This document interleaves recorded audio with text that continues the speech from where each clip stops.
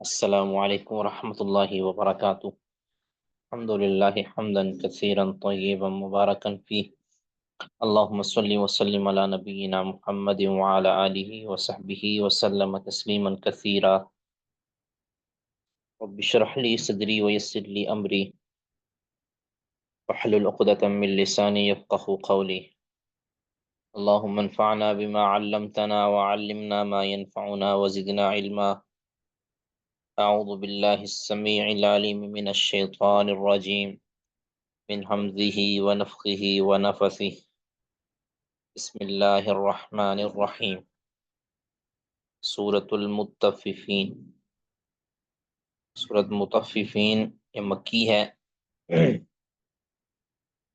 اور آپ جانتے ہیں مکی صورتوں کا عنوان عام طور پر اس بات آخرت، توحید، آخرت میں مسلمانوں اور کافروں کا انجام یہی ہوتا ہے، اور اس میں بھی اسی طرح کے عناوین شامل ہیں۔ اس میں جو اس کو مطففین، جو کمی کرنے والے، ماپ تول کے اندر کمی کرنے والے، ان کے لیے، ان کے بارے میں ابتدا کی گئی ہے۔ بہرحال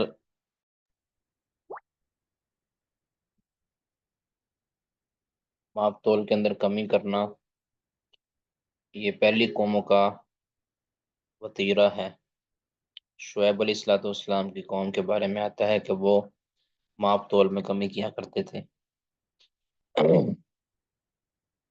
بہرحال ماپ تول میں کمی کرنا اخلاقی جرم ہے، اس کا شکار بہت سے، بلکہ تقریباً سبھی لوگ ہو چکے ہیں۔ ایک ہوتا ہے کہ فراڈ کرنا، واضح طور پر بڑی کرپشن کرنا، ایک ہے معمولی کرپشن کرنا، مثلا ماپ تو دینا، تقریباً پورا دینا، لیکن اس میں تھوڑی بہت کمی کر دینا، معمولی کمی کر دینا۔ اسی طرح آپ دیکھیں پیٹرول پمپ وغیرہ، دودھ دینے والے، اور جو چیزیں ہم ماپ کر یا تول کر لیتے ہیں، اس کے اندر چند پیسوں کا فراڈ کر دینا، یہ اس مطففین یعنی لوگوں میں شامل ہے۔ نبی صلی اللہ علیہ وسلم نے فرمایا تھا کہ جو قوم ماپ تول میں کمی کرے گی تو اللہ تعالیٰ انہیں 7 سالی کا شکار کر دے گا، اور ان پر ظالم حکمران مسلط کر دے گا۔ یہ مستدرک کی صحیح حدیث ہے۔ یہ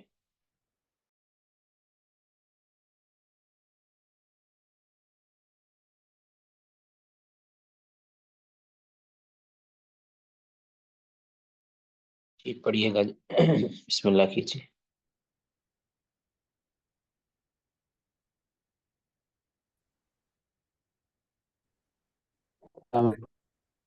وعلیکم بھی السلام۔ پڑھ لیں۔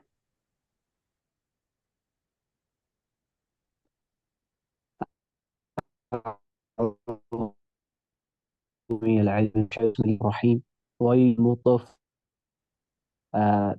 ناپ تول میں کمی کرنے والوں کے لیے۔ الذین اذا اکتالوا علی الناس یستوفون، وہ لوگ جب ناپ کر لیتے ہیں لوگوں کے ساتھ وہ پورا پورا کر لیتے ہیں۔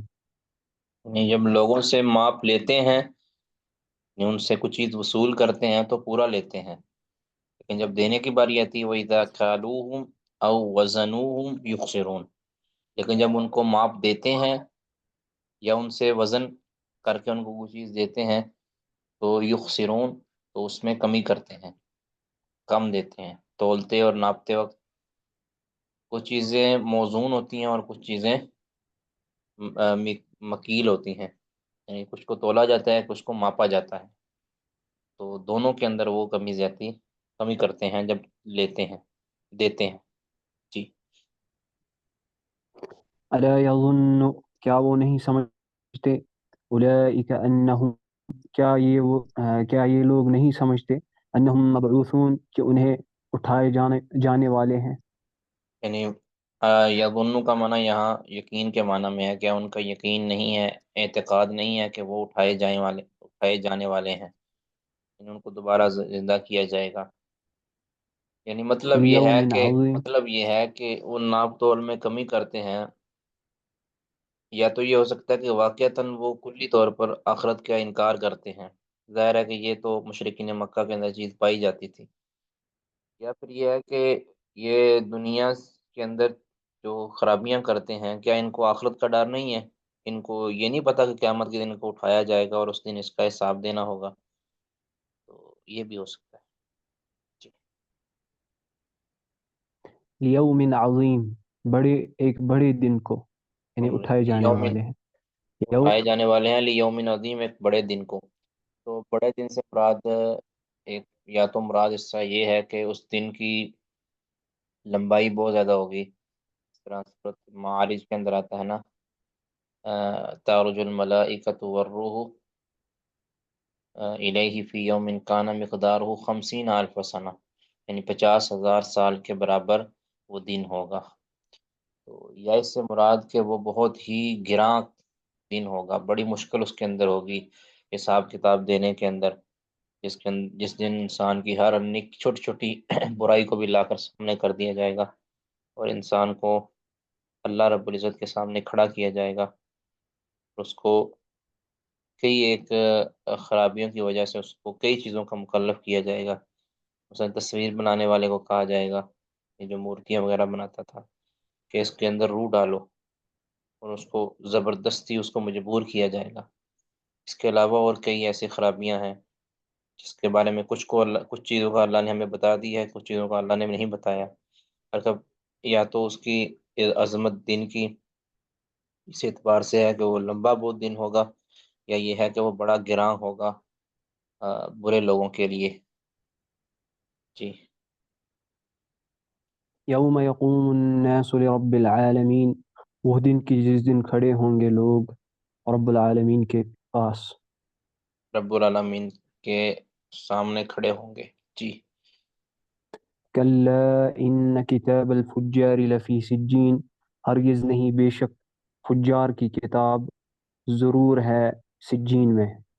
جی جین میں جی آگے۔ وما ادراک ما سجین، اور تمہیں کیا چیز بتائے کہ کیا ہے سجین. کتاب مرقوم، ایک کتاب ہے جو لکھی گئی ہے. ہاں جی، یہ جو فجار کی کتاب ہے، یہ سجین کہتے ہیں کہ جو قید ہو، ایک ہمیشہ کی جو قید ہوتی ہے نا، اس کے اندر ہوں گے، یعنی آ، ان ان کا شمار ان لوگوں میں ہوگا کہ جو ہمیشہ ہمیشہ جہنم میں قید کیے جائیں گے جی۔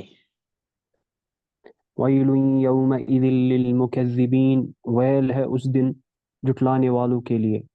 جی الذین یکذبون بیوم الدین، وہ لوگ کہ جو جھٹلاتے ہیں یعنی بدلے کے دن کو.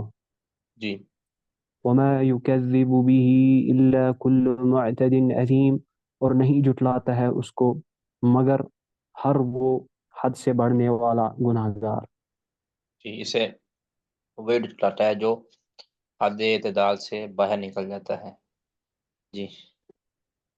اذا تتلا علیہ، جب اس پر تلاوت کی جاتی ہے آیاتنا، ہماری آیات. قال اساطیر الاولین، تو وہ کہتا ہے یہ تو پہلوں کی کہانیاں ہے. جی، یہ اس کے اوپر کافی بات ہو چکی ہے پہلے بھی۔ کلا بل ران علی قلوبہم، ہرگز نہیں بلکہ زنگ چڑھ گیا ہے ان کے دلوں پر. ما كانوا یکسبون، جو کچھ وہ کما رہے تھے اس کے سبب. ہاں، یعنی ان کے اس ٹٹلانے کا سبب یہ نہیں ہے کہ ان کو یہ آیات سمجھ نہیں آتی، یا یہ سمجھنے کی کوشش کرتے ہیں لیکن سمجھ نہیں آتی۔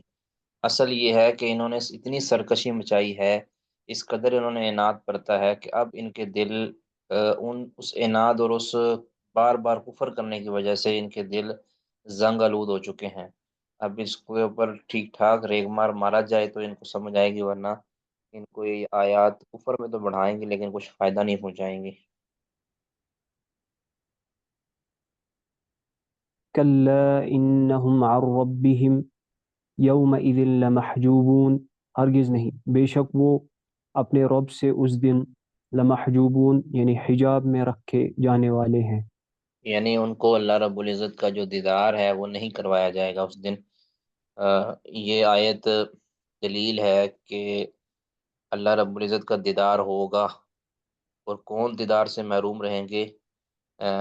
یہ جو مجرمین ہیں یہ اللہ کے دیدار سے محروم رہیں گے۔ کیوں؟ کیونکہ دیدار اللہ رب العزت کی ان نعمتوں میں سے ہے، یعنی بلکہ سب سے بڑی نعمت ہے جس کو اللہ رب العزت نے اپنے مومن بندوں کے لیے سنبھال رکھی ہے، اور وہ دیدار کی لذت دنیا کی تمام تھکاوٹوں کو اتار دے گی، تمام کی تمام پریشانیوں کو دھو لے گی۔ اور اللہ رب العزت کی خاطر جو دی جانے والی قربانیاں ہیں، ان ساری قربانیوں کی لذت انسان کو اللہ کے دیدار میں نصیب ہوگی۔ اللہم اجعلنا منہم، اللہم اجعلنا منہم۔ جی۔ آمین۔ ثم انہم لصال الجحیم، پھر وہ بے شک جہنم میں داخل کیے جانے والے ہیں۔ داخل ہونے والے ہیں، ثم سالو پہنچنے والے ہیں جہنم میں۔ جی، جی۔ ثم یقال، پھر کہا جائے گا، ھذا الذی کنتم بہ تکذبون، یہی ہے وہ جسے تم جھٹلاتے تھے۔ یعنی یہ وہ دن ہے، یا یہ وہ جہنم ہے، یا یہ وہ منظر ہے کہ جس کی تم دنیا میں انکار کرتے رہے، تو آج دیکھ لو اپنی آنکھوں سے۔ کلا ان کتاب الابرار لفی علیین، ہرگز نہیں، بے شک نیک لوگوں کی کتاب ضرور ہے علیین میں۔ یعنی ہمیں وما ادراک علیین سے ما مراد علیون، ہاں جی، ما ادراک ما علیون۔ جی، اور تمہیں کیا چیز بتائے کہ کیا ہے علیون؟ کتاب مرقوم، لکھی گئی کتاب۔ لکھی ہوئی کتاب ہے علیون، یعنی ایسے لوگوں کی کتاب کے یعنی جو عالی المرتبہ ہیں، بہت زیادہ جن کا مرتبہ بلند ہے جنت کے اندر، وہ والے یعنی جو نیکوکار ہوں گے، توحید پرست ہوں گے، اللہ کے احکامات کے پابند ہوں گے، وہ ان بلند و بالا مقام والے لوگوں میں لکھے جائیں گے، شمار کیے جائیں گے۔ ان کا نام ان ناموں کے اندر آئے گا: یشہدہ المقربون، جہاں قرب فرشتے یعنی وہ حاضر ہوں گے، یعنی اس کتاب مرقوم کے پاس مقرب ترین فرشتے حاضر ہوں گے۔ ان الابرار لفی نعیم، شک جو نیکوکار ہیں۔ جی۔ ان الابرار لفی نعیم، بے شک جو نیکوکار ہے، البتہ ہے وہ نعمتوں میں جی، ہے۔ نیک لوگوں کی۔ یعنی یعنی جو نیک لوگ ہیں وہ ضرور نعمتوں میں ہیں، نعیم جی، علی الارائک ینظرون، وہ ارائک یعنی تختوں پر، تکیوں پر، تختوں پر، تختوں، تختوں۔ یعنی وہ تختوں پر دیکھ رہے ہوں گے۔ ہاں جی، ایک دوسرے کو دیکھ رہے ہوں گے، تختوں پر بیٹھے ہوں گے اور دیکھ رہے ہوں گے، ایک دوسرے کو ملاحظہ کر رہے ہوں گے۔ اللہ اکبر۔ تعرف فی وجوہہم نظرۃ النعیم، تم پہچان لوگے ان کے چہروں میں ایک نعمت کی رونق۔ نعمتوں کی رونق آپ ان کے چہروں پر پہچان لو گے، یعنی اس قدر وہ خوشحال ہوں گے اور پرسکون ہوں گے، مطمئن ہوں گے، اور نعمتوں سے لطف اندوز ہوں گے کہ ان کی چہروں کی جو چمک ہے وہ آپ کو خود دکھائی دے گی۔ یسقون من رحیق مختوم، پلائے جائیں گے وہ رحیق مختوم میں سے۔ رحیق، مختوم یہ کیا ہے؟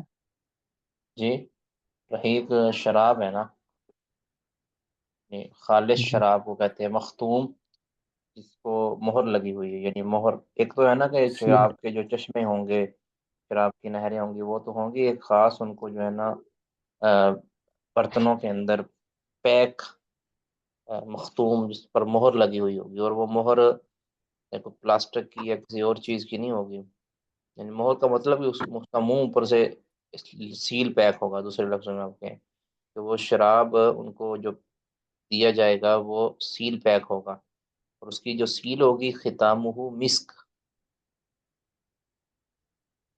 جی. جی، اس کی یعنی اس کی جو مہر ہے وہ مسک کی ہوگی. وفی مسک یعنی ذلك کستوری کی ہوگی. فلیتنافس المتنافسون. جی، اور اس میں وہ فلیتنافس یعنی ایک دوسرے پر سبقت کریں گے، سبقت نہیں، کرنے والے. وفی ذالک اور اس میں چاہیے کہ ایک دوسرے سے آگے بڑھیں، المتنافسون مقابلہ کرنے والے، رغبت رکھنے والے ایک دوسرے سے ان معاملات کے اندر یا اس چیز میں، یعنی اس ختام مسکی رحیق مختوم میں کو حاصل کرنے. مراد جنت ہی ہے نا پوری، کوئی جنتیوں کو یہ نعمت ملے گی، تو اس جنت کو حاصل کرنے کے لیے چاہیے کہ کوشش کرنے والے یا مقابلہ کرنے والے مقابلہ کریں. ومزاجه من تسنیم، اور اس کی جو مزاج یعنی مکسچر تسنیم سے ہوگی. یعنی یہ پوچھا گیا ہے کہ تسنیم رحیق سے مراد کیا ہے. رحیق سے مراد خالص شراب ہے. رحیق خاص قسم کی ایک شراب وہ مراد ہے. مختوم کہ ایسی شراب جس پر مہر لگی ہے، یعنی وہ ایسے برتن میں پیک، سیل بند، مہر زدہ جو ہے نا وہ شراب. اچھا آگے کیا جی؟ وہ مزاجہ، اور اس کی جو ملاوٹ ہے، اس کی امیزش وہ کیا ہے؟ من تسنیم، وہ تسنیم سے ہے. ٹھیک ہے، تسنیم کوئی خوشبودار چیز ہے، اس سے ہے وہ. اس طرح کچھ چیز کے اندر کوئی ڈالا جاتا ہے نا، اسے کہتے ہیں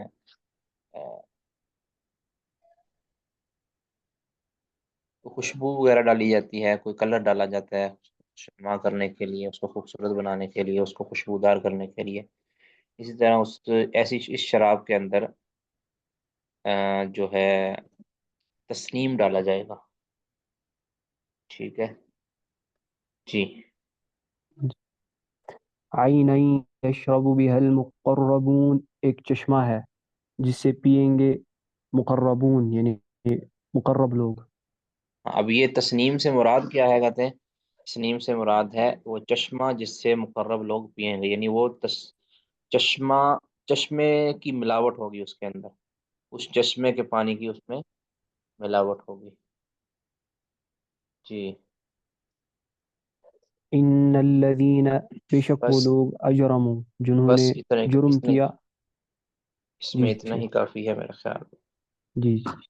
صفحہ تقریباً ہو گیا ہے.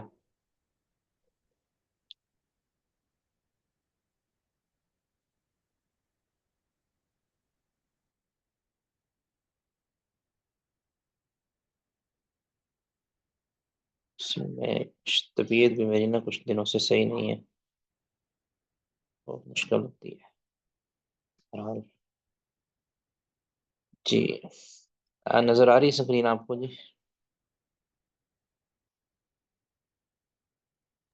جی شیخ محترم نظر آ رہی. جی. باب ہم نے پڑھا تھا، باب ویسے فی الحال پڑھ لیا تھا لیکن ہم اس کو دہرا دیتے ہیں جلدی جلدی سے. باب فی المشیت والارادتی، مشیت اور ارادہ کے بارے میں عرض کیا تھا کہ مشیت اور ارادہ کونیہ یہ ایک ہی چیز ہے. مشیت اور ارادہ کونیہ ایک ہی چیز ہے، یعنی وہ ہر وہ چیز کے جو ہونے والی ہے، ہو رہی ہے، یا جو اللہ نے یعنی اس کو لکھ دیا وہ ویسا ہی ہوگی. اللہ نے اس کا ارادہ، اللہ اس کے بارے میں ارادہ رکھتا ہے. ٹھیک ہے، یہ وہ اس کا اللہ کا ارادہ کونیہ ہے، چاہے وہ اچھی چیز ہو یا بری چیز ہو. کوئی بھی چیز اللہ تعالیٰ کی مشیت سے باہر نہیں ہے. اگر کوئی زنا کرتا ہے تو وہ بھی اللہ کی مشیت سے کرتا ہے. تو مشیت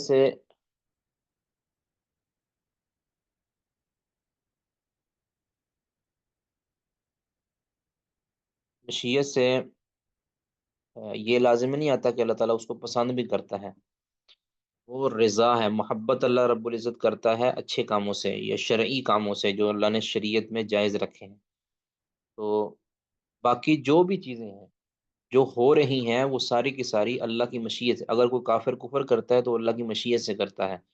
اگر کوئی موحد توحید پر عمل کرتا ہے تو وہ اللہ کی مشیت سے کرتا ہے، اگر کوئی پاک دامن اپنے آپ کو پاک دامن رکھے ہوئے ہے تو وہ اللہ کی مشیت سے ہے، اگر کوئی زانی زنا کرتا ہے تو وہ اللہ کی مشیت سے کرتا ہے۔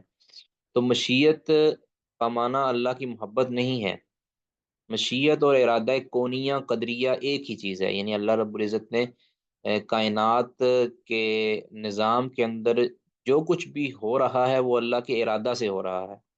اللہ اس کے اندر، باقی اللہ نے انسان کو اختیار دیا ہے، ایک حد تک اختیار دیا ہے، اچھے برے چیز کا اس کی سمجھ بوجھ دی ہے، اور اس کو اللہ رب العزت نے خود مختار بنایا ہے، لیکن وہ انسان بھی اللہ رب العزت کی مشیت اور ارادے کو مات نہیں دے سکتا۔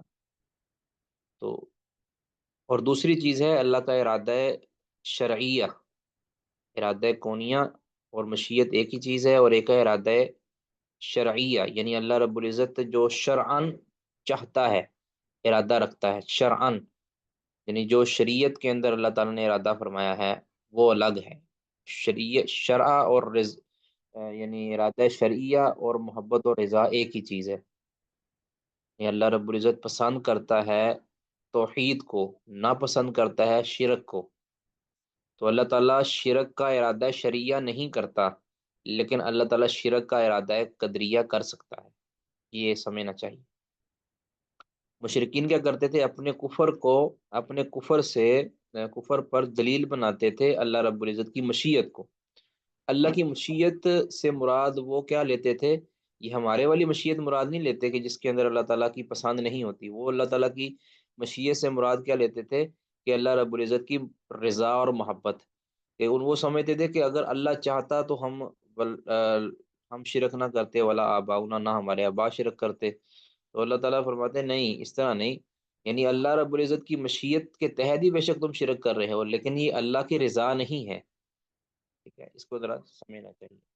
تو امام بخاری رحمہ اللہ یہی سمجھانا چاہ رہے ہیں کہ مشیت اور ارادہ کب یہ ایک معنی میں ہوتے ہیں اور کب یہ مختلف ہو جاتے ہیں۔ جب ارادہ کونیہ مراد ہو تو پھر مشیت اور ارادہ ایک ہی چیز ہے، جب ارادہ شرعیہ تو مشیت اور ارادہ میں فرق ہوتا ہے۔ وما تشاءون الا ان یشاء اللہ، یہ مشیت اور ارادہ ایک ہی معنی میں ہے، مشیت ہی ہے۔ وقول اللہ عز وجل، اللہ تعالیٰ کا فرمایا تو الملک من تشاء، یہ بھی مشیت ہی ہے۔ اللہ تعالیٰ تو بادشاہی دیتا ہے جس کو چاہتا ہے، جس کو چاہتا ہے۔ اب یہ اللہ کی مشیت ہے، جس سے چاہتا ہے چھین لیتا ہے۔ تو تل ملک من تشاء و تنزی الملک ممن تو تل ملک من تشاء و تنزی الملک ممن تشاء، جس سے چاہتا ہے چھین لیتا ہے، جس کو چاہتا ہے دے دیتا ہے۔ اگلی آیت ہے وَلَا تَقُولَنَّ لِشَيْءٍ إِنِّي فَاعِلٌ ذَلِكَ غَدًا إِلَّا أَن يَشَاءَ اللَّهُ، نہ تم کہو کسی بھی کام کے لیے کہ میں اس کو لازمی کرنے والا ہوں کل، مگر یہ کہ اللہ چاہے۔ اللہ کی مشیت ہوگی تو میں اس کو کرنے والا ہوں، ورنہ نہیں۔ اسی طرح ہم کہتے ہیں نا انشاء اللہ، اگر اللہ کی مشیت ہوئی تو میں یہ کام کر لوں گا، ادروائز نہیں۔ یعنی ہم اپنی چاہت، اپنے ارادے سے اللہ کے ارادے کو مات نہیں دے سکتے، تو ہماری مشیت اللہ کی مشیت کے ماتحد ہے۔ ٹھیک ہے، اچھا ایک اور میں فرق بتاؤں آپ کو ارادہ کونیہ اور ارادہ شریعہ کے اندر، کہ ارادہ کونیہ کے اندر ذرہ برابر بھی کوئی تغیر نہیں آ سکتا۔ جو اللہ کا ارادہ کونیہ ہے اس کی مخالف کوئی نہیں کر سکتا، اس کی مخالفت نہیں ہو سکتی، لیکن جو اللہ کا ارادہ شرعی ہے اس کی مخالفت ممکن ہے۔ ٹھیک ہے، کتنے لوگ ہیں جو اللہ تعالیٰ کا ارادہ ہے کہ سارے موحد ہوں، لیکن اللہ ارادہ شرعیہ ہے کہ سارے موحد ہوں، سارے پاک دامن ہوں، سارے نیکوکار ہوں، لیکن اللہ تعالیٰ کے اس ارادے کی مخالفت لوگ کرتے ہیں، کر سکتے ہیں۔ ارادہ شرعیہ کی مخالفت ہو سکتی ہے، ارادہ قدریہ کی مخالفت نہیں ہو سکتی۔ بھائی یہ سمجھیں، اس کو پہچاننے کی کہاں اللہ نے ارادہ شرعیہ مراد لیا ہے، کہاں ارادہ کونیہ مراد لیا ہے، اس کو اگر سمجھنا ہو تو آپ دیکھ لیا کریں کہ اللہ نے جو لفظ بولے ہیں اس کی مخالفت کیا کی گئی ہے یا ہو رہی ہے۔ اگر ہو رہی ہے تو وہاں مراد ارادہ کونیہ ہے، شرعیہ ہے۔ اگر اس کی مخالفت نہیں ہو سکتی یا نہیں ہو رہی یا نہیں ہوئی کبھی، تو مراد لیں کہ یہاں ارادہ کونیہ قدریہ ہے۔ اچھا کہ انک لا تہدی من احببت، اے نبی آپ بے شک ہدایت نہیں دے سکتے جس کو آپ چاہیں، پسند کریں، ولیکن اللہ یہدی من یشاء، لیکن اسے اللہ ہدایت دیتا ہے جو اللہ کی مشیت میں ہوتا ہے۔ یعنی یہاں مشیت سے مراد یہ ہے کیونکہ آپ بتایا نا کہ اب یہ چیز نفی ہو گئی ہے نا اس چیز کی، کہ اللہ کی مشیت کو مات نہیں دے سکتا کوئی بھی، اللہ جسے چاہتا ہے اسے۔ اب اگر کسی کافر کے ایمان نہ لانا اللہ کی مشیت میں ہے، تو کوئی دنیا کے سارے داعی آ جائیں، سارے کے سارے مدبر آ جائیں، وہ آ کر اس کو ہدایت نہیں دے سکتے۔ اللہ ہی اسی کو اللہ ہدایت دے گا جس کو اللہ کی مشیت کے اندر ہوگا، اللہ کے ارادہ کونیت کے اندر ہوگا۔ قال سعید بن المسیب عن ابیہ، سعید بن مسیب اپنے والد مسیب بن حزن سے بیان کرتے ہیں کہ نازلت فی ابی طالب، کہ یہ جو آیت ہے نا کہ انک لا تہدی من احببت، یہ نازل ہوئی ہے ابو طالب کے بارے میں۔ تو یہ صحیح بخاری کے اندر ہی امام بخاری رحمہ اللہ نے اس کو موصول ذکر کر دیا ہے مختلف جگہ پر میرا خیال۔ تو یہ آیت جو ہے انک لا تہدی من احببت، یہ ابو طالب کے بارے میں نازل ہوئی ہے۔ اور پہلے یہ کئی بار بات ہو بھی چکی ہے کہ جب کوئی صحابی نازلت فی قضا کہتا ہے، تو اس سے مراد یہ نہیں ہوتا کہ اسپیشلی اسی کے بارے میں نازل ہوئی ہے، مطلب یہ بھی ہوتا ہے کئی بار تو اسی واقعہ کے بارے میں نازل ہوئی ہوتی ہے، کئی بار یہ آیت پہلے نازل ہو چکی ہوتی ہے یا بعد میں کہیں نازل ہوئی ہوتی ہے، لیکن یہ صحابی کہہ دیتا ہے کہ نازلت فی قضا، مراد کہ اس کا مضمون وہی ہے جو اس واقعہ کے اندر ہے۔ سمجھ آ گئی؟ یعنی اس واقعہ پر یہ آیت فٹ آتی ہے، ٹھیک ہے؟ جیسے ہم کہتے ہیں نا کہ اب ہمارے ہاں کوئی واقعہ پیش آئے، تو ہم کہیں کہ اس بارے میں یہ قرآن کی آیت ہے، تو مراد ہماری کیا ہوگی کہ اس واقعہ کا مضمون یا اس واقعہ کا جواب یا اس واقعہ کی تائید اس قرآن کی آیت کے اندر یا اس حدیث کے اندر موجود ہے۔ تو صحابی کا بھی یہی مطلب ہوتا ہے۔ تو یہاں بھی یہی ہے کہ انک لا تہدی من احببت، یہ جو آیت ہے یہ غالباً خاص ابو طالب کے بارے میں نازل نہیں ہوئی، بلکہ اس عموم کے تحت آتی، تو اس لیے انہوں نے صحابی نے ذکر کر دیا۔ اچھا، اگلی آیت ہے کہ یرید اللہ بکم الیسرا، اللہ تمہارے ساتھ آسانی کا ارادہ رکھتے ہیں، ولا یرید بکم العسرا، اور تمہارے ساتھ اللہ تعالیٰ تنگی کا ارادہ نہیں رکھتے۔ اچھا، یہاں پہ کون بتائیں گے کہ یہ ارادہ کون سا مراد ہے؟ جی، تو بتائیں گے یہاں کون سا ارادہ مراد ہے؟ کونی جی السلام علیکم شیخ صاحب، آواز آ رہی ہے؟ جی، آ رہی ہے آواز۔ شرعی، شریعت آسان کرنا چاہتا ہے، جی، جنہوں نے کونی کہا ہے جی، ارادہ کیوں شرعیہ۔ کیوں کونی ہے جی، اور کیوں شرعی ہے؟ اپنی اپنی وجہ بھی بیان کریں نا جی۔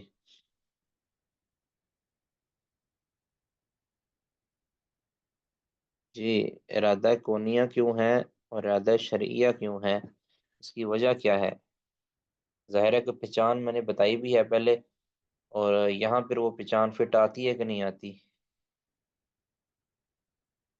شیخ صاحب، شرعیہ کونی میں تو یہ بھی ہوتا ہے کہ جو شرعن مطلوب بھی نہیں ہوتا، تو یہاں پر ظاہر سی بات ہے کہ آسانیاں پیدا کرنے کی بات ہوتی ہے، اور وہ کونی میں تو کبھی مشکلات بھی آتی ہیں، تو آسانی شریعت میں ہے تو ارادہ شرعیہ ہے۔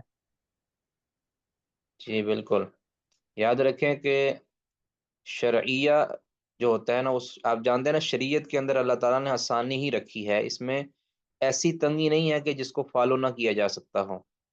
جبکہ جو کونی اللہ تعالیٰ کی جو ارادہ ہے، وہ کئی بار ایسی بھی ہوتی ہیں جو مشکل ہوتی ہیں، ہے نا؟ ایک بندے کا مثال کے طور پر اللہ تعالیٰ نے جو قدری معاملات ہیں نا اس کے اندر تنگی رکھی ہے، ٹھیک ہے نا؟ اس میں تنگی کا ارادہ بھی اللہ تعالیٰ کر لیتا ہے۔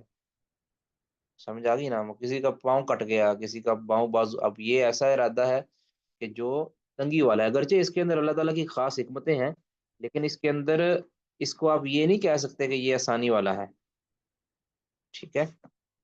تو اور پھر اس کی مخالفت بھی ہے، شرعیہ کے اندر مخالفت ہو سکتی ہے نا۔ اب یہاں مخالفت بھی ہے، کئی لوگ اس جو دین کے اندر سختی بھی کرتے ہیں، ٹھیک ہے نا؟ دین کے اندر کئی لوگ سختی بھی کرتے ہیں، اس وجہ سے اس کو ہم کہیں گے کہ یہ ارادہ شرعیہ یہاں۔ امام بخاری رحمہ اللہ نے کتنے ہی باریک بینی کے ساتھ ارادہ شرعیہ کی طرف جو ہے نا ہماری توجہ دلا دی ہے کہ ارادہ کونیہ کو تم نے پڑھ لیا ہے، آگے ارادہ شرعیہ کی طرف توجہ دلا دی جی۔ پڑھیں گے جی، کون پڑھیں گے؟ بسم اللہ کریں جی، ایک ایک پڑھتے جی۔ جی شیخ صاحب آواز آ رہی ہے؟ جی آ رہی ہے۔ قال حدثنا مسدد قال حدثنا عبد الوارث عن عبد العزيز عن انس قال قال رسول الله صلى الله عليه وسلم اذا دعوتم الله فعزموا في الدعاء، جب تم اللہ سے دعا کرو تو اپنی دعا پختہ کرو، ولا يقولن احدكم ان شئت فاعطني، اور تم میں سے کوئی شخص یہ نہ کہے دعا میں اے اللہ اگر تو چاہے تو مجھے عطا کر، فإن الله لا مستكره له، کیونکہ بے شک اللہ سبحانہ و تعالیٰ کو کوئی مجبور نہیں کر سکتا۔ جی، اب یہاں کیوں کہا گیا ہے کہ ولا یقولن احدکم ان شئت؟ اب یہاں بتایا یہ گیا ہے کہ یہاں پہ مشیت والی بات نہیں کرنی، یہاں پہ مشیت والی بات کرنا یہ دعا کے آداب کے خلاف ہے، ٹھیک ہے؟ ہوتا یہی ہے، ہونا وہی ہے جو اللہ رب العزت، لیکن یہاں پہ اگر کوئی استثناء کرتا ہے تو پھر وہ کئی ایک وجوہات کی بنیاد پہ یہ درست نہیں ہے۔ نمبر ایک کہ یہ ہو سکتا ہے اس کے اندر یعنی ایک اشارہ جاتا ہے، یا ایک کہہ لیں آپ اس پر کیا لفظ بولیں ہم، یعنی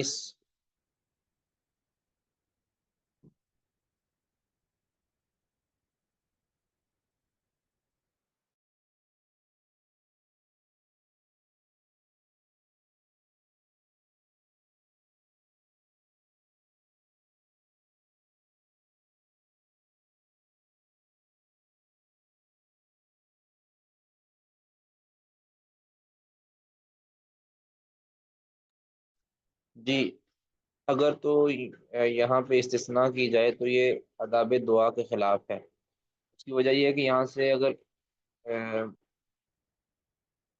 یہاں پہ استثناء کی جائے تو یہ اشارہ جاتا ہے کہ شاید اللہ رب العزت جو اس سے مانگا جا رہا ہے اس کو دینے پر قدرت نہیں رکھتا مکمل۔ اس طرح انسان کہتا ہے یار اگر بن پائے تو میرا یہ کام کر دینا، اگر ہو جائے تو میرا یہ کام کر دینا، ٹھیک ہے؟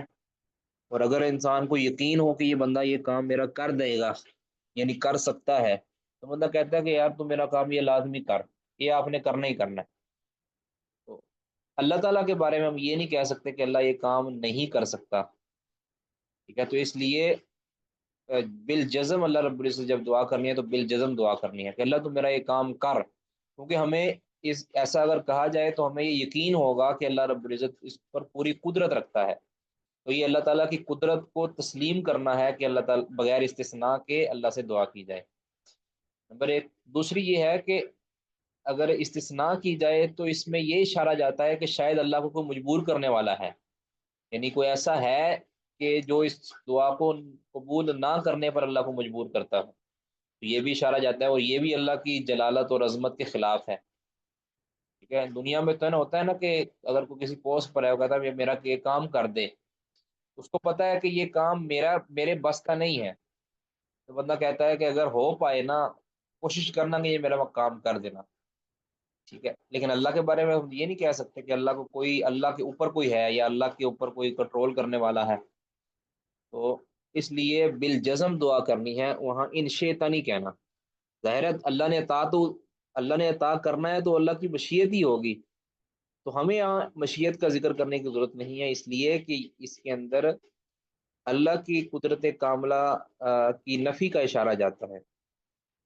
تیسرا یہ بھی ہے کہ اگر ہم یہاں دعا کے اندر استثناء کریں تو اس کے اندر ہمارے جو ہے نا اعتقاد کے اندر کمزوری آتی ہے، کہ ہم شاید یہ سمجھتے ہیں، یہ اشارہ جاتا ہے کہ شاید یہ جو میں مانگ رہا ہوں کہ یہ اللہ تعالیٰ کی قدرت کے اندر نہیں ہے، ٹھیک ہے؟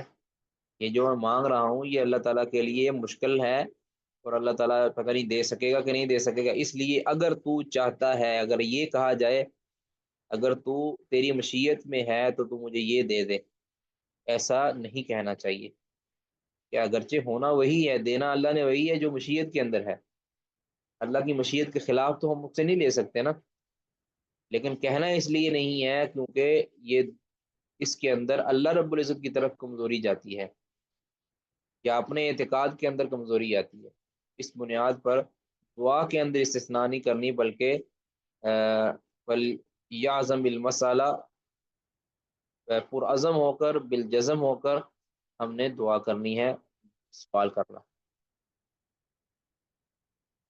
جی، میں اس پچھلی حدیث کے اندر کسی کا کوئی سوال تو نہیں؟ استاد یہ نبی صلی اللہ علیہ وسلم نے فرما دیا فَإِنَّ اللَّهَ لَا مُسْتَكْرِهَ لَهُ، کہ اللہ کو کوئی مجبور نہیں کر سکتا۔ کیوں مجبور نہیں کر سکتا؟ کیا مطلب ہے کہ ہم استثناء کیوں کریں؟ استثناء تو اس لیے کی جائے گی کہ شاید اللہ کو مجبور کرنے والا ہے، کہ جس بنیاد پر اللہ تعالیٰ وہ کام نہ کر سکتا ہو تو ہم اس کو انشیتا کہہ دیں، کیونکہ اللہ رب العزت اگر دینا چاہے تو کوئی روکنے والا نہیں ہے، ٹھیک ہے؟ اللہ نے اگر دینے کی ارادہ کیا ہو تو کوئی اس کو روک نہیں سکتا۔ اللہم لا مانع لما اعطیت ولا معطی لما منعت ولا ينفع ذا الجد منک الجد، تو لہٰذا اللہ کو تو روکنے والا کوئی نہیں ہے، اللہ کو مجبور کرنے والا کوئی نہیں ہے، تو لہٰذا ہمیں ان شیتا کہنے کی ضرورت ہی نہیں ہے، بلکہ اپنا سوال کرے بس، جب اللہ نے دینا ہوگا تو دے دے گا، نہیں دینا ہوگا تو نہیں دے گا۔ لیکن اللہ رب العزت کی طرف ایسے اشارہ بھی نہیں کرنا چاہیے کہ جس کے اندر اللہ کی مجبوری یا اللہ کی طرف کمزوری کی نسبت آتی ہو۔ اللہ آگے جی،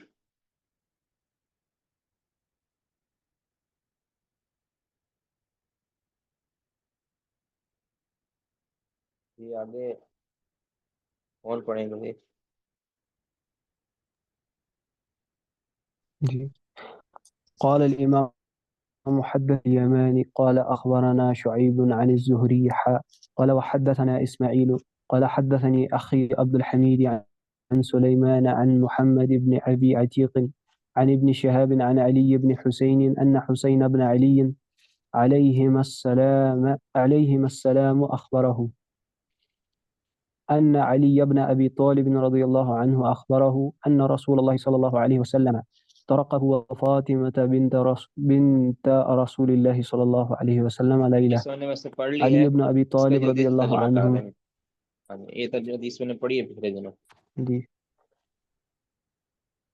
جی سیدنا علی نے اپنے بیٹے حسین ابن علی کو خبر دی کہ نبی صلی اللہ علیہ وسلم نے فرمایا، نبی صلی اللہ علیہ وسلم ایک رات ان کے دروازے کو کھٹکھٹائے، فقال لهم، پھر فرمایا، الا تصلون، نہیں کیا تم جگایا، انہیں بیدار تہجد نہیں کیا، پڑھتے؟ قال علی، نہیں ان کو سارا کہو رات کے وقت بیدار آئے، رات کے وقت ان کے پاس تشریف لائے۔ آئے، جی فقال لهم، پھر ان کو فرمایا، الا تصلون، کیا تم رات کی نماز نہیں پڑھتے؟ قال علی، علی نے کہا، فقلت، میں نے کہا، یا رسول اللہ، انما انفسنا بید اللہ، ہمارے دل تو اللہ کے ہی ہاتھ میں ہے، فاذا شاء ان یبعثنا بعثنا، پھر جب اللہ چاہتا ہے ہمیں اٹھانا تو اٹھاتا ہے۔ فانصرف رسول اللہ صلی اللہ علیہ وسلم حین قلت ذلك، پھر نبی صلی اللہ علیہ وسلم واپس پلٹے جب میں نے ایسا کہا۔ ولم يرجع الی شیئا، لیکن اور نبی صلی اللہ علیہ وسلم نے کوئی جواب نہیں دیا۔ ثم سمعته وهو مدبر يضرب فخذه ويقول، پھر میں نے سنا اسے یہ کہتے ہوئے، اچھا، یہ نبی صلی اللہ علیہ وسلم جو پھر میں نبی صلی اللہ علیہ وسلم جو یہ کہتے ہوئے واپس پلٹے، یہ والے حدیث میں کمل کر لیں۔ پھر نبی صلی اللہ علیہ وسلم واپس پلٹے اور اپنی ران مبارک پر مارتے ہوئے کہا، وَكَانَ الْإِنسَانُ أَكْثَرَ شَيْءٍ جَدَلًا، اور بے شک انسان اکثر چیز میں جھگڑالو ہے۔ بہت زیادہ جھگڑالو ہے۔ اب یہاں جھگڑے کی اقسام ہوتی ہیں نا، تو یہاں تو سیدنا علی رضی اللہ تعالیٰ نے جو فرمایا تھا، یہ اس طرح کا جھگڑا نہیں تھا کہ جو مذموم ہو، ٹھیک ہے؟ اس کی وجہ یہ ہے کہ سیدنا علی رضی اللہ تعالیٰ عنہ نے، اگرچہ وہ رات کی نماز تھی اور نبی صلی اللہ علیہ وسلم اٹھانا چاہتے تھے، انہوں نے اپنا عذر یہ پیش کیا کہ ہمارے دل تو اللہ کے ہاتھ میں ہوتے ہیں، ہم اپنی مرضی سے تو نہیں اٹھ سکتے، اللہ چاہتا ہے تو ہم اٹھتے ہیں۔ اب یہ بات تو صحیح ہے فی نفسی ہی، لیکن نبی صلی اللہ علیہ وسلم نے یہاں یہ فرمایا کہ اپنے کمزوری پر اللہ کی مشیت کو تم جو دلیل بناتے ہو، یہ بات درست نہیں ہے۔ یعنی انسان جب اس سے کوئی کمزوری ہوتی ہے، اگرچہ یہ اس کو ہم گناہ تو نہیں کہتے نا کہ انہوں نے تہجد کی نماز کے لیے نہیں اٹھے، تو لیکن یہ ایک طرح کی کہہ لیں کہ نیکی سے نیکی کے اندر کمزوری کہہ لیں آپ، اس معاملے کے اندر انہوں نے اپنی کمزوری کا عذر پیش کیا، اب اس عذر پر انہوں نے اللہ کی مشیت کو دلی، اب یہ اگر فی نفسی تو صحیح ہے، اللہ چاہتا ہی تو ہم اٹھتے نا، لیکن اس پر دلیل بنانا یہ نبی صلی اللہ علیہ وسلم نے ناپسند کیا کہ انسان کس قدر جھگڑالو ہے، بجائے اس کے کہ یہ کہے کہ یہ میری کمزوری ہے، اپنی کمزوری کا اظہار کرنے کے بجائے تو وہ اللہ رب العزت پر ڈال رہا ہے، یہ اللہ کی مشیت تھی تو ہم نہیں اٹھے، اور اللہ جب چاہے گا ہم اٹھ جائیں گے، تو یہ اصل وجہ ہے، مشیت تو اللہ ہی کی ہے، یہ رسول اللہ صلی اللہ علیہ وسلم نے تشجیع یعنی انکار نہیں کیا، سیدنا نکیر اس کی ہے کہ انہوں نے جو مشیت کو دلیل بنایا ہے اپنے کمزوری پر، اپنی اس نہ اٹھنے پر انہوں نے جو دلیل بنایا ہے وہ مشیت کو بنایا ہے، جبکہ فی نفسی ہی تو بات صحیح ہے کہ اللہ رب العزت کی مشیت نہیں تھی اس لیے وہ نہیں اٹھے، لیکن اللہ کا ارادہ کونیہ تو تھا نا، شریعہ تو تھا نا، لیکن وہ نہیں اٹھے، اللہ ہوا آگے جی۔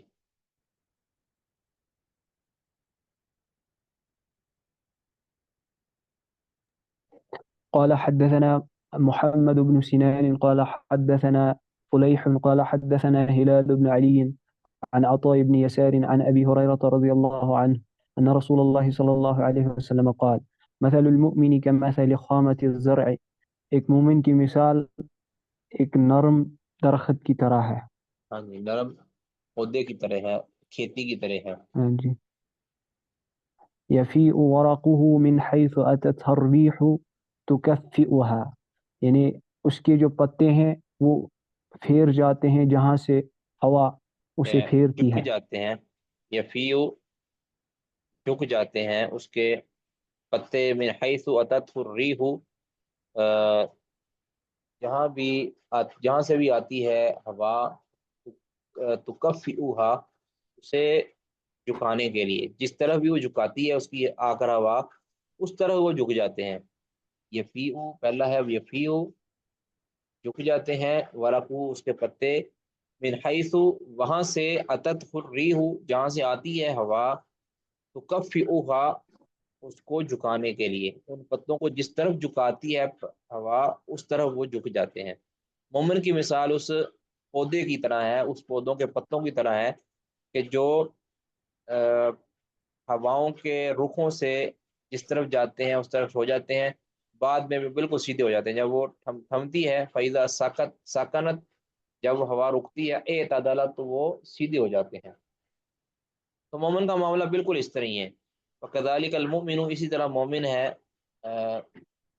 مومن کا معاملہ بھی اسی طرح ہے کہ یکفؤ بالبلا، یکفؤ اسے بھی کہہ لیں آپ جو جوڑا جاتا ہے، جھکایا جاتا ہے بالبلا آزمائشوں سے، آزمائشوں اور پریشانیاں اس پر آتی ہیں، وہ اس کو ادھر ادھر کر دیتی ہیں، کمزور کر دیتی ہیں، کئی بار انسان مال سے آدھو بیٹھتا ہے، کئی بار اولاد سے آدھو بیٹھتا ہے، کئی بار صحت سے آدھو بیٹھتا ہے، تو انسان کو پریشانیاں گھیرے ہو، جب جیسے ہی پریشانی دور ہوتی ہے تو انسان بالکل اسی طرح ہو جاتا ہے، یا دوسرے لفظوں میں آپ کہیں کہ کمزوریاں پریشانیاں آتی ہیں تو انسان کے ایمان کے اندر ذرہ برابر بھی پریشانی نہیں آتی، وہ جس طرح وہ درخت ہوتا ہے، پودوں کو ہوائیں جھنجھوڑتی ہیں لیکن وہ ادھر ادھر تو ہو جاتے ہیں، پریشان تو ہوتے ہیں، لیکن وہ ٹوٹتے نہیں ہیں، ٹھیک ہے، وہ ٹوٹتے نہیں ہیں، بلکہ جیسے ہی وہ تھمتی ہیں تو وہ بالکل اسی طرح ہی ہو جاتے ہیں، یعنی آنے والی بلا مومن کے دل کو پراگندہ نہیں کر پاتی، اللہ کے اوپر جو اس کا ایمان ہوتا ہے اس کو متزلزل نہیں کر پاتی، انسان پریشان ہوتا ہے، اس کو مصیبت آتی ہے، اس کے اندر کمزوری آتی ہے، لیکن اس کے ایمان کو جلا ہی ملتی ہے، اس کے ایمان کے اندر ایمان سے وہ دور نہیں ہوتا، ومثل الکافری اور کافر کی جو مثال ہے کمثل الارضی سما کمثل الارضی، کافر کی مثال جو ہے وہ سنوبر کے درخت کی ہے، کمثل اس کی صنوبر کے درخت کی سی ہے. سما معتدلہ، جو بالکل کہہ لیں کہ ایک حالت میں ہوتا ہے، معتدلہ اور بالکل سیدھا ہوتا ہے، سیدھا ایک ہی حالت میں جو رہتا ہے.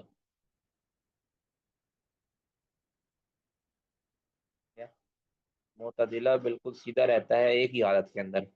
حتیٰ اب یہ دیکھیں وہ یعنی وہ ہلانے سے ہلتا نہیں ہے.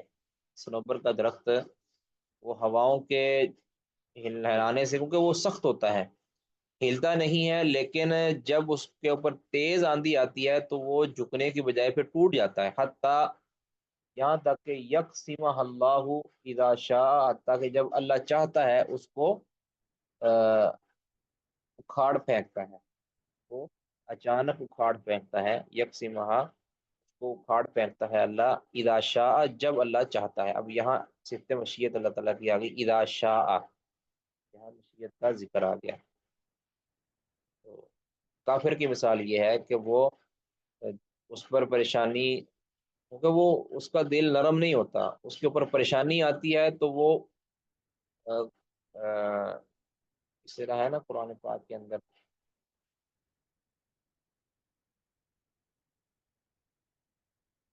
اذا مسہ الشر جزوعا واذا مسہ الخیر منوعا، جب اس کو شر پہنچتا ہے تو وہ جزا فضا شروع کر دیتا ہے، بے صبری کا مظاہرہ کرتا ہے. تو کافر، اور جو کافر ہوتا ہے اس کی مثال یہ ہے کہ جب اس کے اوپر کوئی مصیبت آتی ہے نا، کسی طرح کی مصیبت آتی ہے، وہ اس کو برداشت نہیں کر پاتا، جس طرح صنوبر کا درخت برداشت نہیں کر پاتا. ٹھیک ہے، وہ ٹوٹ جاتا ہے، وہ اللہ سے بیگانہ ہو جاتا ہے، اللہ سے دور ہو جاتا ہے. لیکن مومن کا معاملہ بڑا عجیب ہے. عجب لامر المومن، مومن کا معاملہ بڑا تعجب خیز ہے. اور جب اس کو خوشخبری پہنچتی ہے تو شکر کر کے اللہ سے خیر حاصل کر لیتا ہے، جب اس کو پریشانی پہنچتی ہے تو صبر کر کے اللہ سے خیر سمیٹ لیتا ہے. تو یہ مومن ہی کی مثال ہے. بہرحال ہمارا جو مول شاعر ہے وہ ہے اذا شاء، اللہ کی مشیت. اس پہ کسی کا کوئی سوال ہے تو آیت کا اس حدیث کا کوئی ترجمہ سمجھ نہ آیا ہو.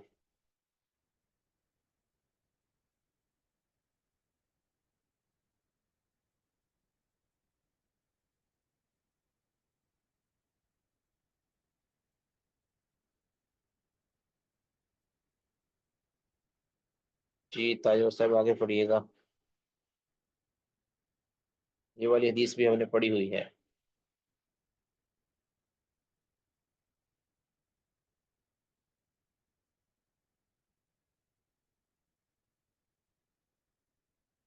جی تاجر بشیر صاحب پڑھیے گا. حدثنا الحكم بن نافع قال اخبرنا شعيب عن الزهري قال اخبرني سالم بن عبد الله ان عبد الله بن عمر قال سمعت رسول الله صلى الله عليه وسلم قال سمعت رسول الله صلى الله عليه وسلم وهو قائم على المنبر، میں نے نبی صلی اللہ علیہ وسلم کو منبر پر کھڑے ہو کر فرماتے ہوئے سنا، انما بقاؤکم فیما سلف قبلکم، بے شک تمہارا زمانہ، تمہارا جو دورانیہ ہے، فیما سلف قبلکم، تم سے پہلے لوگوں کے مقابلے میں، میرے الامم میں پہلے امتوں کے مقابلہ میں تمہارا جو وقت ہے، تمہارا دورانیہ اتنا ہے کہ کما بین صلاۃ العصر الی غروب الشمس، جس طرح عصر سے کی نماز سے لے کر غروب شمس تک ہے. یعنی عصر سے مغرب کے درمیان کا جو وقت ہوتا ہے نا، دن کے مقابلے میں تمہارا پہلی امتوں کے بنسبت، یعنی ان کے تناسب سے تمہارا یہی دورانیہ ہے. اوتی اہل التورات التورات، تورات والوں کو تورات دی گئی، فعاملوا بها حتى انتصف النہار، انہوں نے صبح سے لے کر نصف النہار تک کام کیا. ٹھیک ہے، انہوں نے اس پر کام کیا صبح سے لے کر نصف النہار تک. اچھا، یعنی تقریباً 12 بجے تک، صبح 6 سے لے کر 6:30 سے لے کر 12 تک، یہ تقریباً 5.5 گھنٹے بنتے ہیں. تو ثم عاجزوا، پھر وہ اس سے عاجز آ گئے. فاوتوا قیراتن قیراتن، تو ان کو ایک ایک قرات دیا گیا اجر کا۔ ثم آتا اہل الانجیل ثم اوتی اہل الانجیل الانجیل، پھر انجیل والوں کو انجیل دی گئی، فعاملوا بہا بھی، تو انہوں نے اس انجیل پر عمل کیا، حتی صلاۃ العصر، عصر کی نماز کے وقت تک۔ یعنی آپ اس کو لگائیں 12 بجے سے لے کر آپ اس کو آپ لگا سکتے ہیں کہ کوئی 3 بجے تک۔ 12 سے 3 کتنے بنتے ہیں جی؟ 3 گھنٹے، یعنی موجودہ دور کے اندر۔ تو ثم عاجزوا، پھر وہ عاجز آ گئے، فاوتوا قیراتا قیراتا، تو پھر ان کو ایک ایک قرات دی گئی۔ ثم اوتیتم القرآن، پھر تمہیں قرآن دیا گیا، امت کے محمدیہ تمہیں پھر قرآن دیا گیا، فعاملتم بھی، تو تم نے اس پر عمل کیا، حتی غروب الشمس، حتی کہ غروب شمس تک۔ فاوتیتم یعنی غروب شمس تک عمل کیا کیسے؟ مطلب مراد کی 3 بجے سے لے کر آپ کہہ سکتے ہیں کہ کوئی 5:15 تک، 3 بجے سے لے کر 5:15 تک، تو یہ بنتے ہیں 2.25 گھنٹے، سب سے کم وقت۔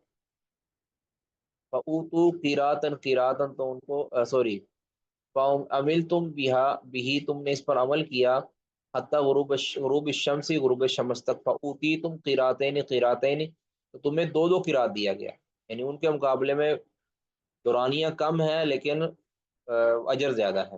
قال اہل التورات، اہل تورات کہتے ہیں ربنا ہؤلاء اقل عملا، یا اللہ ہمارے رب یہ جو لوگ ہیں یعنی امت محمدیہ، اقل عملا، یہ عمل کے اعتبار سے، کام کے اعتبار سے تو کم ہے، واکثر اجرا، لیکن اجر ان کو زیادہ ملا ہے۔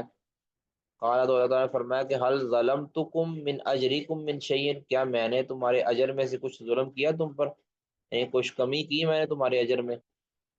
تو قالو کہنے لگے اللہ نہیں، تو نے ہمیں تو پورا اجر دیا ہے۔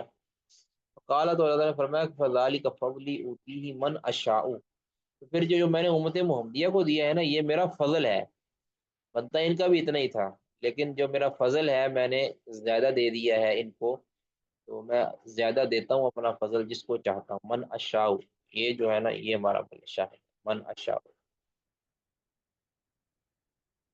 حدثنا عبداللہ المسندی قال حدثنا هشام قال اخبرنا معمر عن زهري عن ابي ادريس عن عبادة بن الصامت قال بايعت رسول الله صلی اللہ علیہ وسلم في راحة، میں نے نبی صلی اللہ علیہ وسلم کے ساتھ بیعت کی، فی راحتن ایک گروہ کے اندر، یعنی ایک گروہ میں تھا میں بھی، اس گروہ نے بیعت کی تو میں نے بھی ان سے بیعت کی نبی صلی اللہ علیہ وسلم۔ قال، تو آپ نے فرمایا ابایعکم، میں تم سے بیعت لے رہا ہوں، علی اللہ تشرکوا باللہ شیئا، اس شرط پر، اس پر بیعت لے رہا ہوں کہ تم نہیں شرک کرو گے اللہ کے ساتھ کچھ بھی، ولا تسرفوا، ولا تسریقوا، اور تم چوری نہیں کرو گے، ولا تزنوا، اور تم زنا نہیں کرو گے، ولا تقتلوا اولادکم، تم اپنی اولاد کو قتل نہیں کرو گے، ولا تأتوا ببہتان تفترونہ بین ایدیکم وارجلکم، اور نہ تم اپنے تم بہتان نہیں باندھو کسی پر بھی، ولا تعصونی فی معروف، اور میری معروف کام میں تم نافرمانی بھی نہ کرو گے، یعنی معروف کام جو بھی معروف کام کا میں تمہیں حکم دوں گا تم اس کو بجا لاؤ گے۔ فمن وفا منکم، جس نے تم میں سے وفا کر لیا وعدے کو، اس عہد کو پورا کیا، اس بیعت کو پورا کیا، فاجرہ علی اللہ، تو اس کا اجر اللہ کے ذمہ ہے، اس کا اجر اللہ کے ذمہ ہے۔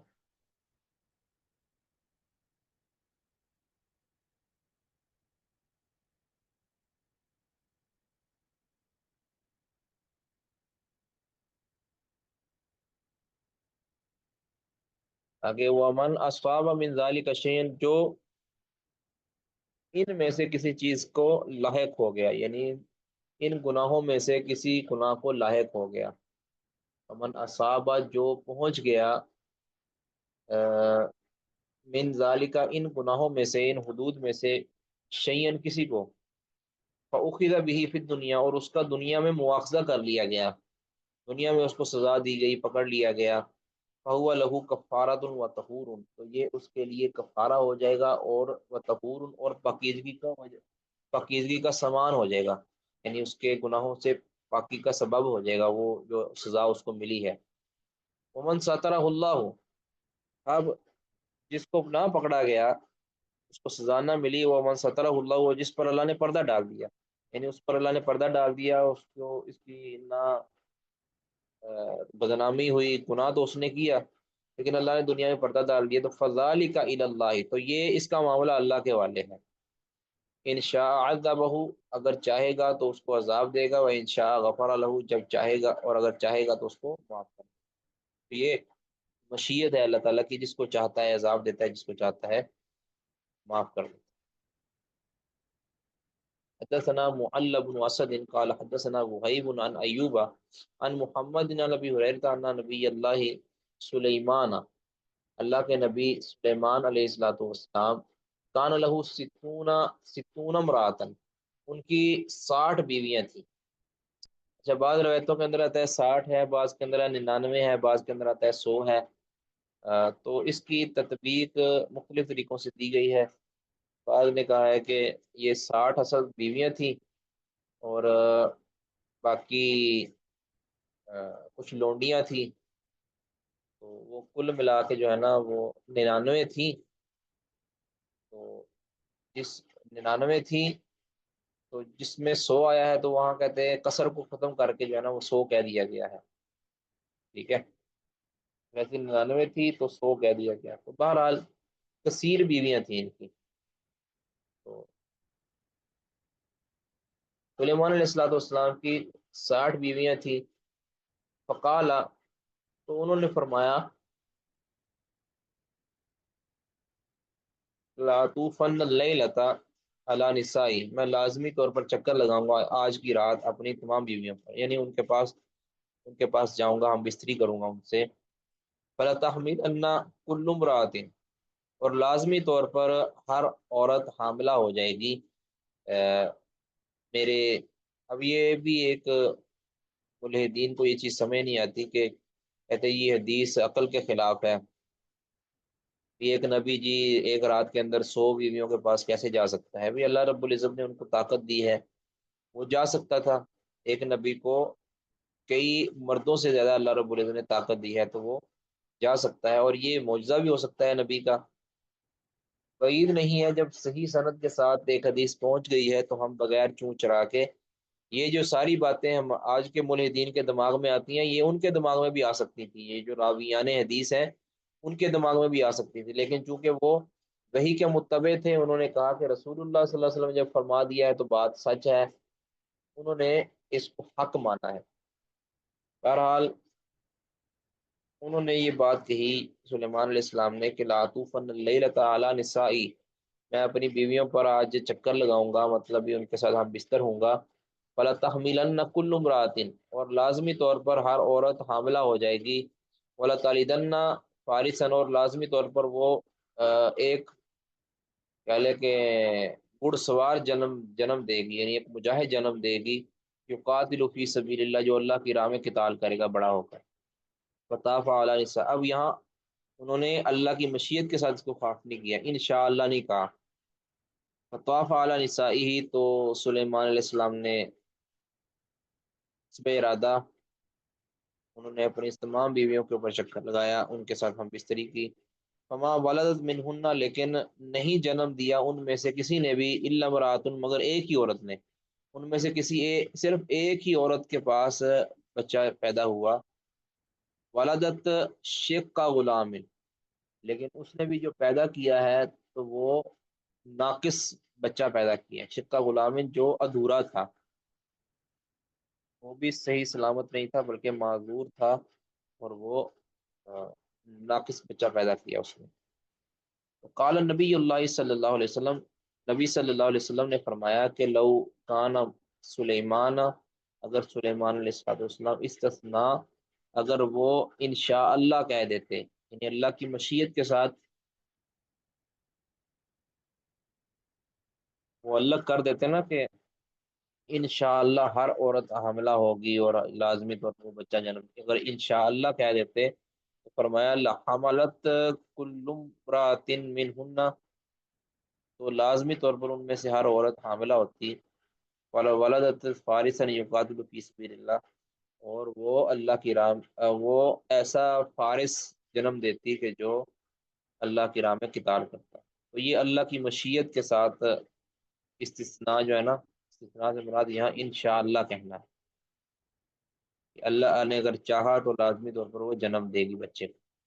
یہاں اللہ کی مشیت کے ساتھ معاملہ خاص کیا ہے کہ انہوں نے کوشش کی ہے سلیمان علیہ السلام، لیکن چونکہ اللہ کی مشیت نہیں تھی، اس لیے صرف اور صرف ایک ہی عورت نے ناقص بچہ جنم دیا، باقی کسی کے ہاں بالکل بھی بچہ پیدا نہیں ہوا۔ حدثنا محمد قال حدثنا عبد الوهاب الثقفي قال حدثنا خالد الحذاء عن اکرمۃ عن ابن عباس رضی اللہ عنہما ان رسول اللہ صلی اللہ علیہ وسلم دخل على اعرابی یعوده، نبی صلی اللہ علیہ وسلم ایک اعرابی پر کے پاس تشریف لے گئے، یعودہ اس کی عیادت کے لیے، فقال اور اپنے یہ دعا دی، لا باس علیک طہور انشاءاللہ، آپ پر کوئی حرج نہیں ہے، کوئی بات نہیں ہے، آپ کو بیماری لگی ہے، طہور انشاءاللہ، اگر اللہ نے چاہا تو یہ پاکیزگی کا باعث ہوگا۔ اب یہ انشاءاللہ یہ ہمارا مول شاہد ہے، اللہ کی مشیت کا اظہار ہے کہ یہ جو بیماری ہے اگر اللہ نے چاہا تو یہ پاکیزگی کا باعث بنے گی، ٹھیک ہے، کہ ہو سکتا ہے کہ وہ پاکیزگی کا باعث نہ بھی بنے، اگر اللہ کی مشیت ہوگی تو یہ پاکیزگی کا باعث بنے گی ورنہ نہیں۔ قال الاعرابی، اس دیہاتی نے کہا، نہ سمجھ نے کہا کہ طہور، کہنے لگا کہ یہاں طہور لفظ ہے یا نہیں ہے، یہاں میرا خیال طہور کا لفظ نہیں ہونا چاہیے، دوسرے نسخے کے اندر نہیں ہے۔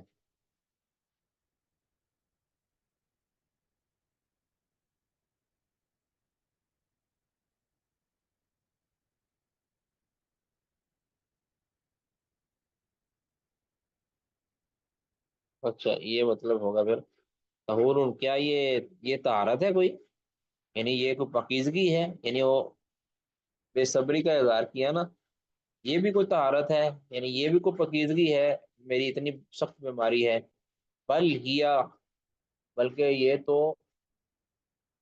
ہما، بلکہ یہ تو بخار ایسا بخار ہے کہ تفور علی شیخ کبیر، کہ جو ایک بوڑھے شخص پر، سخت بوڑھے شخص پر یعنی جوش مار رہا ہے، تفور جو جوش مار رہا ہے، یہ ایسا بخار ہے جو ایک بوڑھے پر جوش مار رہا ہے، تزیر القبورا، جو اسے قبروں تک پہنچا کے رہے گا، تزیر اس کو زیارت کرا کے چھوڑے گا، القبورا قبروں کی، یہ کیسی پاکیزگی کا سبب بنے گا؟ قال النبی صلی اللہ علیہ وسلم فنعم ہدن، تو آپ صلی اللہ علیہ وسلم نے پھر مذمت کرتے ہوئے کہا کہ فنعم، ہاں تب ایسا ہی ہوگا، فنعم ادن، تب تو ایسا ہی ہو، ٹھیک ہے، یعنی یہ تم آج جو تم یہ سوچ لے کر بیٹھے ہو نا کہ یہ پاکیزگی کا باعث نہیں بنے گا بلکہ یہ تو مجھے مار دے گا، تو آپ نے پھر ایسا ہی ہو، ایسا ہی ہوگا، کہ آپ نے ان کی مذمت کرتے ہوئے جی۔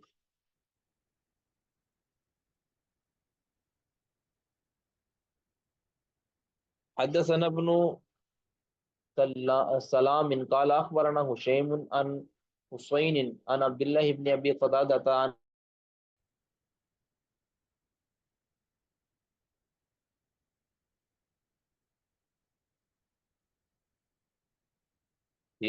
عن عبد الله بن ابي قتادة عن ابيه حين ناموا عن الصلاة، تو بیان کرتے ہیں ابو قتادہ کہ جب وہ یعنی صحابہ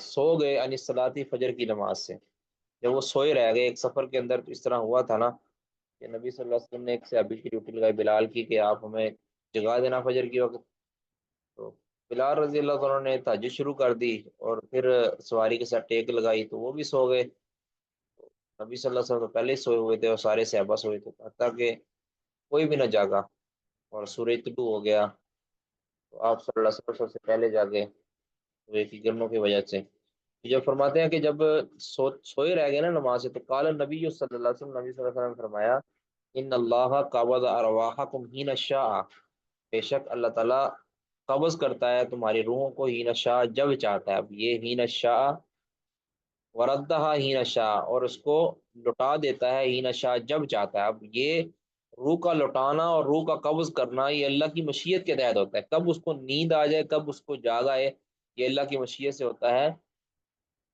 ٹھیک ہے، اللہ کے خلاف کوئی نہیں کر سکتا، یہاں مشیت کا اس بات ہے۔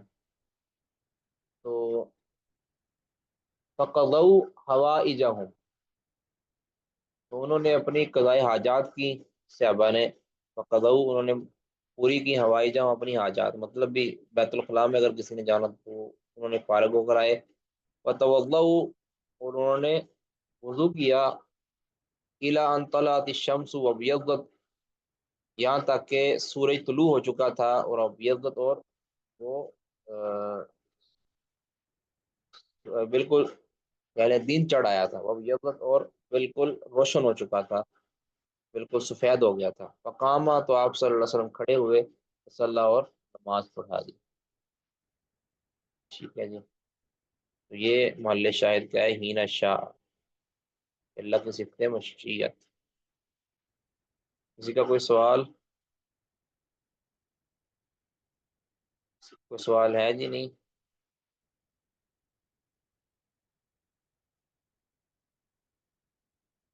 ٹھیک ہے جی، سبحانک اللہم و بحمدک، اشہد ان لا الہ الا انت، استغفرک و اتوب الیک، السلام علیکم ورحمۃ اللہ وبرکاتہ۔